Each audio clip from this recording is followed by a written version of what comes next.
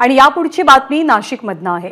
नाशिकच्या रामकुंडावरील गोदा आरतीवरनं पुरोहित संघ आणि रामतीर्थ समितीमध्ये सुरू असलेल्या वादात आता पुरोहित संघाच्या अडचणी वाढल्यात। कारण पुरोहित संघाच्या ताब्यात असलेलं वस्त्रांतर गृह म्हणजे चेंजिंग रूम ताब्यात घेण्याच्या हालचाली महानगरपालिकेने सुरू केल्यात। आता पोलीस बंदोबस्तात या वस्त्रांतर गृहाचा ताबा काही दिवसातच घेतला जाईल। पुरोहित संघाच्या वतीनं वस्त्रांतर गृहाचा अनधिकृत पद्धतीनं वापर सुरू असल्याची चर्चा झाल्यावर महानगरपालिकेनं कागदपत्र तपासायला सुरुवात केली। या कारवाईत आता पुढे काय होतं याकडे लक्ष असेल। तर गोदा आरतीच्या वादाला आता नवीन वळण लागतंय। रामकुंडावरील आणि त्या परिसरात असलेलं वस्त्रांतर गृह अर्थात चेंजिंग रूम महानगरपालिकेकडनं ताब्यात घेण्यात येणार आहे। पोलीस बंदोबस्तामध्ये या चेंजिंग रूमचा ताबा पुढच्या काही दिवसात घेतला जाईल। पुरोहित संघाच्या वतीनं या वस्त्रांतर गृहाचा वापर अनधिकृत पद्धतीनं सुरू असल्याची चर्चा आहे। आढावा घेतला या सगळ्या वादाचा मुकुल कुलकर्णी यांनी।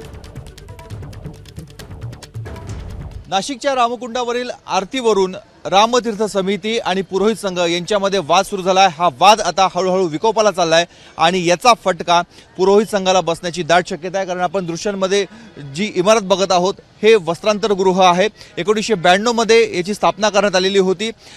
काही वर्षांसाठी नाममात्र भाडे तत्वावर पुरोहित संघाला हे देण्यात आलेलं होतं। मात्र त्यानंतर पुरोहित संघाकडून याचा अनधिकृतपणे वापर केला जात असल्याचा चर्चा सुरू झाल्या, आरोप सुरू झाले आणि त्यानंतर ह्या वादाचं पर्यावसन म्हणून नाशिक महानगरपालिकेच्या वतीनं ही इमारत ताब्यात घेण्याच्या हालचाली सुरू झालेल्या आहेत।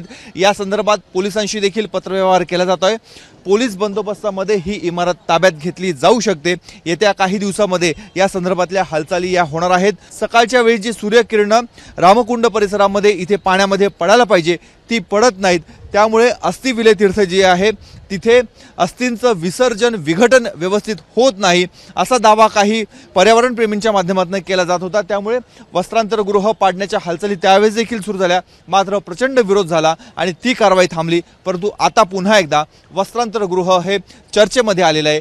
त्याला कारण ठरलंय पुरोहित संघ आणि रामतीर्थ समिती यांच्यामधील वादाचं। आता नेमकं महापालिका प्रशासन काय कारवाई करतं, पोलिसांचा बंदोबस्त यांना कधी मिळतो आणि पुरोहित संघ यावर काय हरकत घेतं हे बघणं अत्यंत महत्त्वाचं आहे।